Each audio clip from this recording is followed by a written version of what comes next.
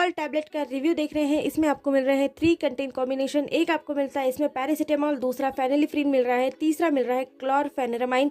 ये जो टैबलेट है आपकी सर्दी जुकाम, आपको अगर छींकें आ रही है, वायरल इन्फेक्शन है, इसमें फेनिलिफ्रीन है तो ये नीजल डीकंजेस्टेंट है, आपके नाक को खोलने का काम करेगा और आपको सांस लेने में आराम देगा। पैरासीटामॉल एक एंटीबायोटिक एंटी एनाल्जेसिक कंटेंट है तो आपके दर्द और बुखार दोनों को कम करने का काम ये आपके लिए करेगा।